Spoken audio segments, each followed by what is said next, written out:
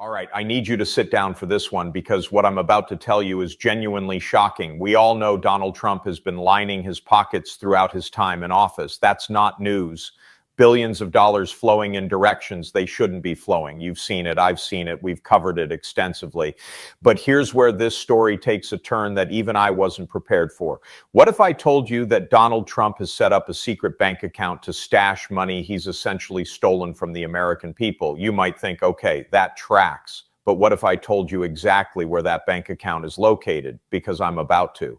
And when you hear it, you're going to understand why this might be the most brazen act of corruption we've witnessed from this administration yet. To understand what's happening with this bank account, we need to go back to the beginning of this year when Donald Trump decided to launch his aggressive campaign against Venezuela. This is where the corruption trail starts, and I want you to pay close attention to how the pieces fit together. Rachel Maddow made a really important observation about this whole Venezuela situation.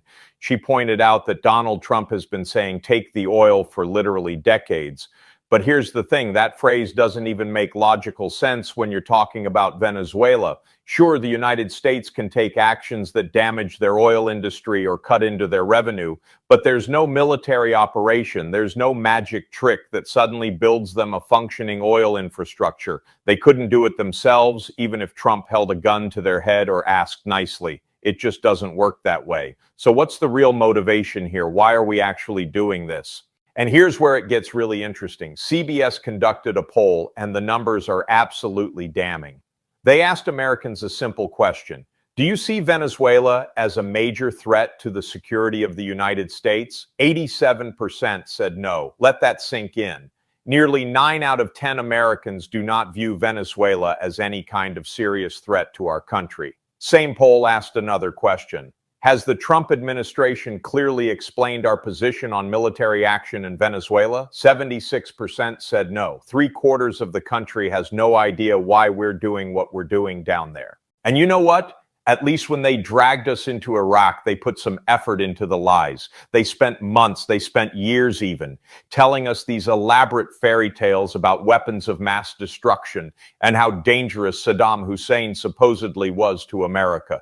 It was all designed to manufacture consent, to get the American public on board with an invasion, even though the whole thing was built on false pretenses. But this time, they're not even trying. Oh, we're going after drugs. Wait, different drugs, actually.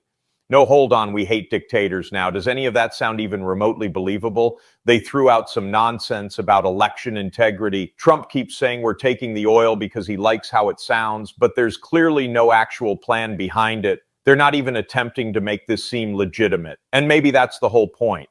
So what does Donald Trump actually want? He wants control. That's always the answer with this man. Control, expansion of his authoritarian project, intimidation.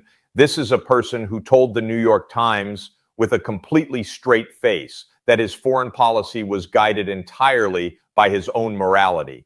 His exact words, Donald Trump's morality. I didn't even know that was a thing that existed. What moral lines does a man like this have? A man who protects pedophiles, who has credible accusations of being one himself, who incited an insurrection, who's been convicted of crimes, who's been found liable for sexual abuse. Where exactly are the boundaries for someone like that? But apparently Donald Trump has constructed some kind of personal moral code that's now directing American foreign policy. And it's not going well for any of us. But you know who it is going well for? Donald Trump himself, because he's positioned himself in the most corrupt situation imaginable. Shady dealings involving oil. He brought in those oil executives who conveniently donated to his campaign and are setting him up with future business opportunities. But here's the thing, that wasn't enough for him. The flattery wasn't enough. Having that money sitting in American banks wasn't enough. Donald Trump had to take it further. He had to put that money in a foreign bank account with some very interesting new friends. And this is where the story gets absolutely insane. Semafor is now reporting that Donald Trump is funneling money from Venezuelan oil sales directly into a bank account in Qatar.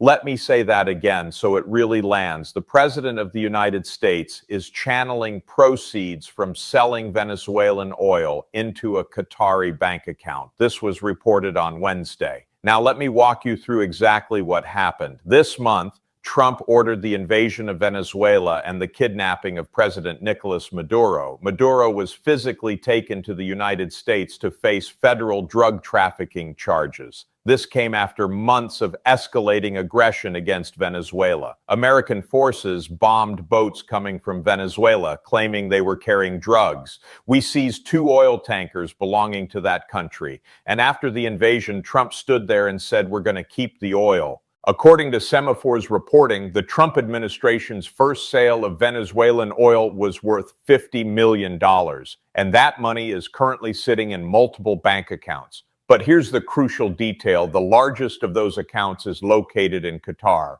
Now, let me read you what their sources are saying.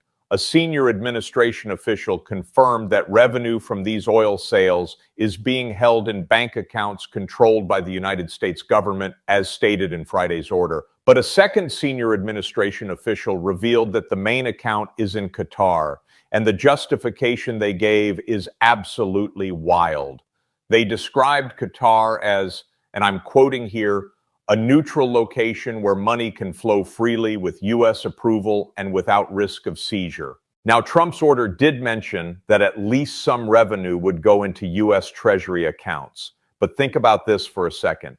Why would money in Qatar be at less risk of seizure than money in an American bank? Trump acaba de hacer algo que juró públicamente que jamás haría. Se doblegó. No ante China, no ante los demócratas, no ante la presión internacional. Se doblegó ante las mismas petroleras estadounidenses que financiaron sus campañas políticas durante años. Las mismas corporaciones que supuestamente se beneficiarían de su política de mano dura contra Venezuela. Y mientras Trump firmaba su rendición en silencio en Washington, Vladimir Putin descorchaba champán en el Kremlin celebrando la victoria más dulce de toda su carrera política.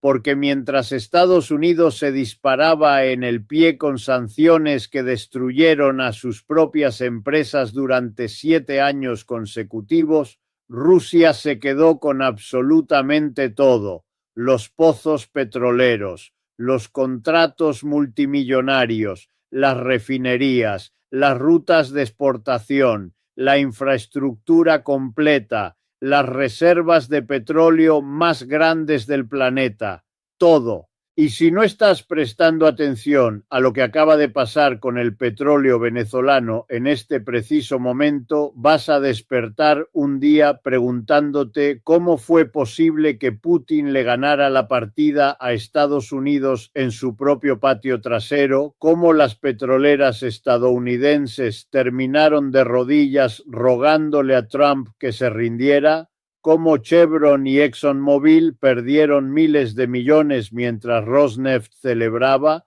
y por qué absolutamente nadie en los medios corporativos te explicó que Washington acaba de perder la guerra energética más importante del hemisferio occidental. Atención con esto. Lo que acaba de ocurrir en el Capitolio marca un momento histórico que podría redefinir el rumbo político del país. En una jornada intensa, cargada de tensión institucional, el Congreso de los Estados Unidos ha aprobado una resolución que sorprende al propio presidente Donald Trump y al mundo entero. Pero empecemos por lo que encendió la chispa. El gobernador de Illinois, J.B. Pritzker, ha pedido públicamente la destitución inmediata del presidente Trump. Y lo ha hecho el mismo día en que el mandatario afirmó que ciudades peligrosas como Chicago podrían ser utilizadas como campos de entrenamiento militar. El comentario causó revuelo y no tardó en provocar una respuesta contundente.